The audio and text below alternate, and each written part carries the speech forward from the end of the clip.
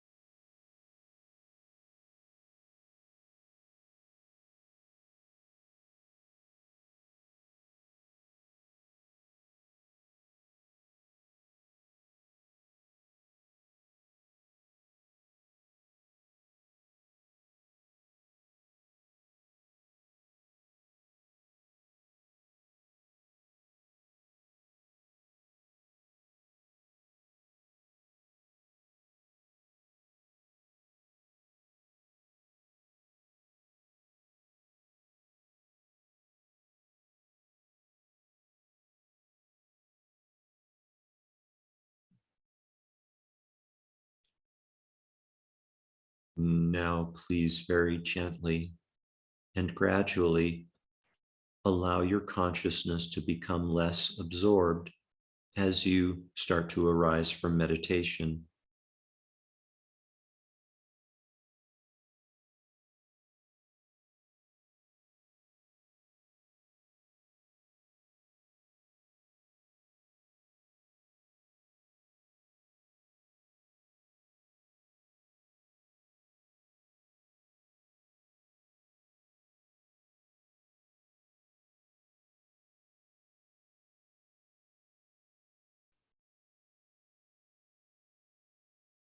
We dedicate all of the merit from this morning's meditation to world peace.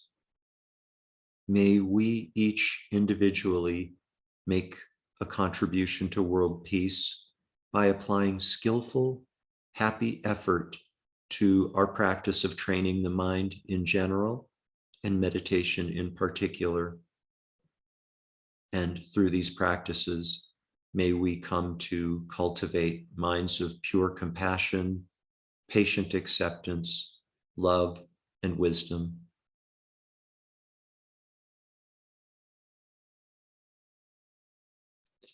Completely fill up your belly and lungs with air, and when you're ready, you can open your eyes and bring your meditation to an end.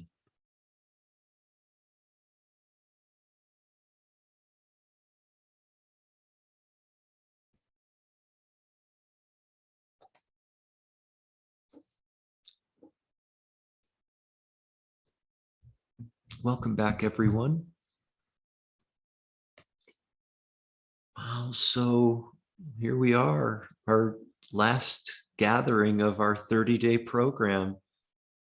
I couldn't be prouder of you guys for your work and your skillful effort that you've applied. Thank you for that. So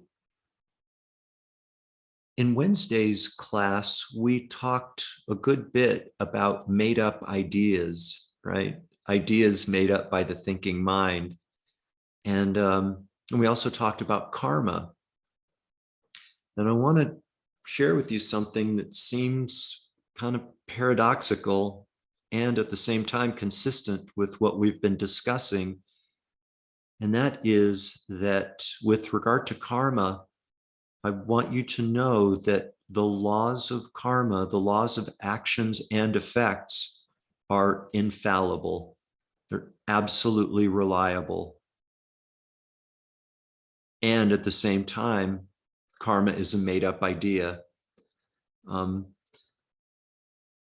Given that everything concocted by the thinking mind is a made-up idea, what it comes to for us is deciding which made-up ideas are going to benefit us the most, right?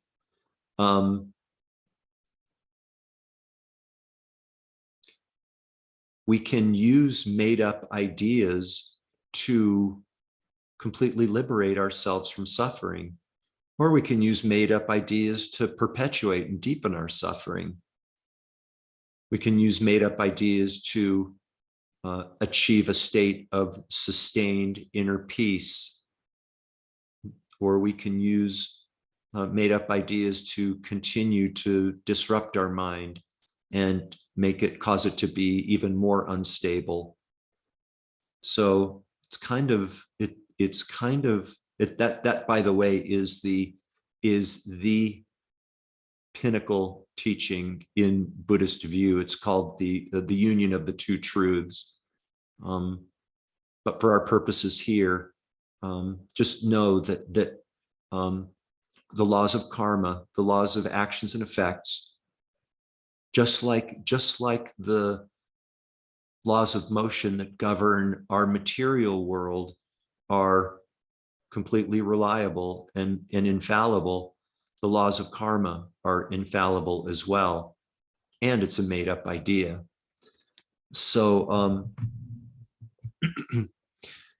you may recall that in previous classes, I told you that I was withholding one last part of our meditation practice, of our sequence. Remember, there are 7 points to our meditation practice. There's setting our intention.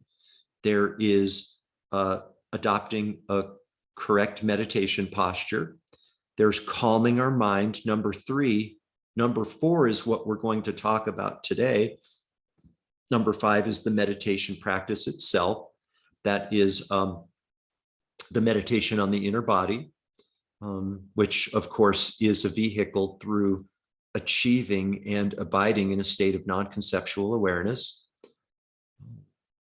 6 is arising from meditation, allowing our consciousness to become less absorbed. And don't worry about writing this down. I'll send you an email to summarize too.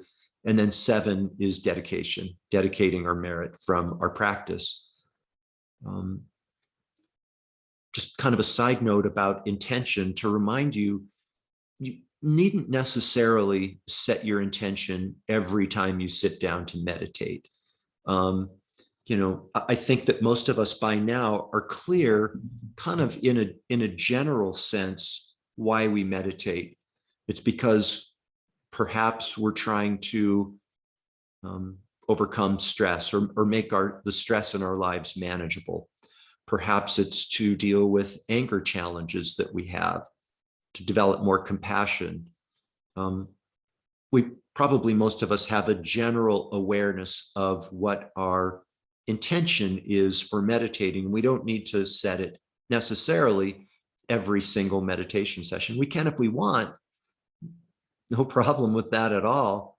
I found when I was learning how to meditate, when I set my meditation practice my intention every time I sat down to meditate, it kind of started to lose its novelty, kind of its power.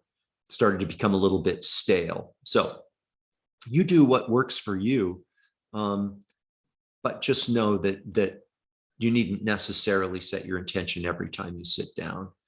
As long as you're clear in your heart why you're meditating, you don't need to reaffirm it every time you sit down. So the 4th part of the meditation practice that I would like to share with you speaks directly to karma, and it has to do with purification, what we call purification practice. Allowing a little bit of time in our meditation practice to purify karmic obstructions that are getting in the way of accomplishing our intention for meditating. Please know that you have everything that you need within you right now to completely liberate yourself from all forms of suffering, emotional and physical. And please know that you have everything in you right now to achieve anything you want to through meditation, whether that is complete enlightenment, whether it's complete liberation from suffering, and those two are different, complete enlightenment and complete liberation. Someday maybe we'll talk about that. Whether it is to perfect your practice of patient acceptance, whether it is to achieve union with God as you understand God, you have everything within you to achieve whatever it is you aspire to achieve. Nothing needs to be added. It's already right there. What is keeping us from achieving that which we aspire to achieve are obstructions, stuff in the way, karmic obstructions, unresolved karma. And there are various techniques for removing those obstacles, also known as purifying those karmic obstructions. And one of those methods, a very powerful method, for me, in my experience, the most powerful method is mantra recitation, reciting a mantra. Now we might be thinking, oh, geez, here we go. Here comes the weird part, chanting and ritual stuff and all of this. No, it doesn't have to be that way. Mantra recitation can be out loud chanting with other people in a meditation hall, or it can be silent, just you reciting your mantra to yourself silently in your meditation practice. You can recite your mantra while you're driving your car to work. You can do it anytime, any place. The context in which I'd like to share it with you now relates to your individual meditation practice, your formal sitting practice. So please keep in mind the teaching from my teacher, Geshe Kelsang Gyatso, that the fully ripened effect of karma is feelings. That means that feelings and karma are products of mind. Ultimately, feelings, the fully ripened effect, which are the fully ripened effect of karma, that's all matters of the mind, all matters of consciousness. As such, we can use tools of the mind to remove those karmic obstructions, and one of those is mantra recitation. Now, there are different types of mantras. There are expressly stated, I'm not making this up, there are express purification mantras. There are a couple of them. There are long life mantras. There are mantras of compassion. There are protection mantras. They all serve to purify karmic, or I guess I should say, they can all serve to purify stuff that's getting in the way of experiencing the true nature of our mind, that potential which is already there, that limitless potential. There are short mantras, there are long mantras. There's a 100-syllable purification mantra out there. It's a long one. One that I'm going to share with you now, and I'll send an email with some different mantras of varying lengths. But one is a very short 3-syllable mantra, Om Ahum. Om Ahum. And that is the mantra of enlightenment. Om Ahum. So for step number 4 of your meditation practice, please allow a little bit of time for some silent mantra recitation, just silently. You can do it out loud if you want. Hopefully it won't get on your husband's or wife's domestic partner's nerves while you do it, housemates and so forth, if you do it out loud. Totally fine to do it inward, silently. Om Ahum, Om Ahum, Om Ahum, Om Ahum, silently.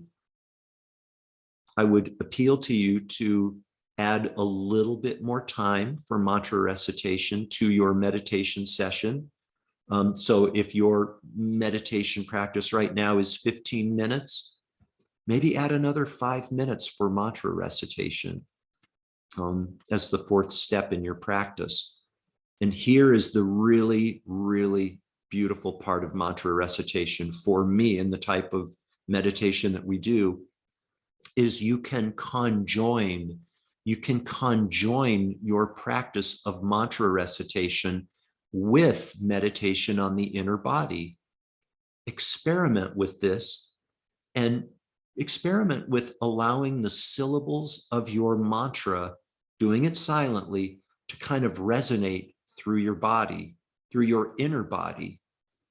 It's kind of difficult to explain how to do it, but allow the syllables Om Ahum, Om Ahum, Om Ahum to vibrate and thus pervade your inner body.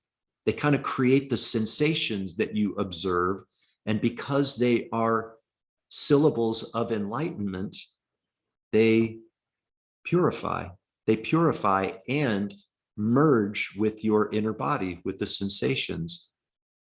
Kind of a funk, maybe a little bit funky, maybe a little bit out there, but I absolutely love it. And yeah, Marianne, you sit in on Medicine Buddha meditation sometimes It's really nice to do the mantra of Medicine Buddha with meditation on the inner body, conjoining and letting the syllables of the mantra become one with your inner body and thus your physical body, reaching a state of non-duality, of interconnectedness, of oneness. So who says that the mantras have the power to remove karmic obstructions? You do. You do.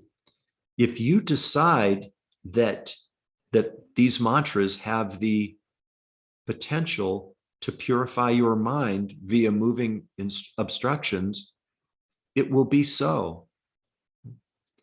One little caveat, the laws of emptiness, well, we haven't talked about emptiness, sorry.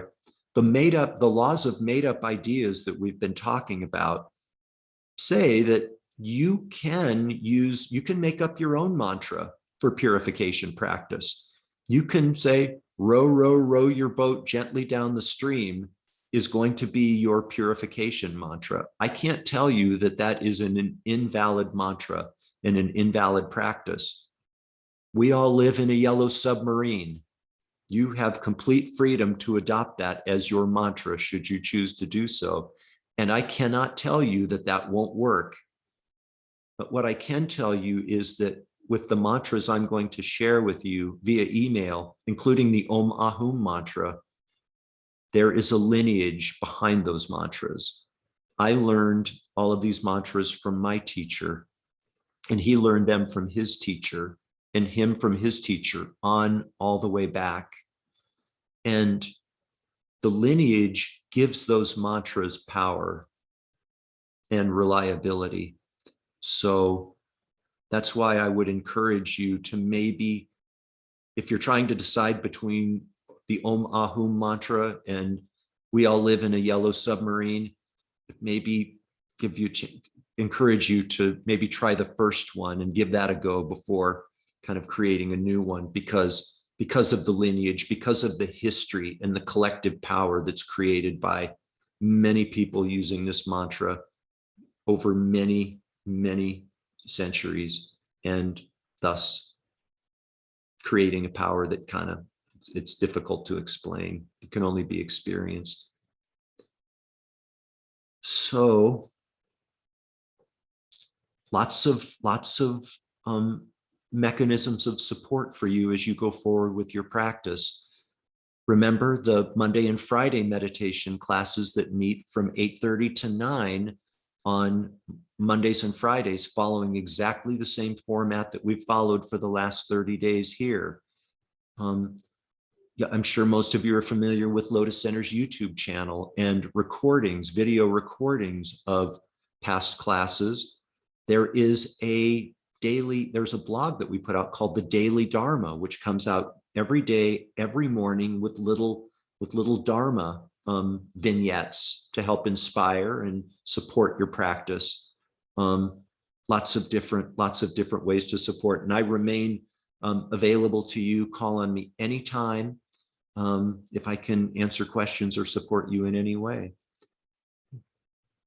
Thank you. Thank you for your commitment. Thank you for your care, and best luck and wishes to you for your practice of training the mind in meditation.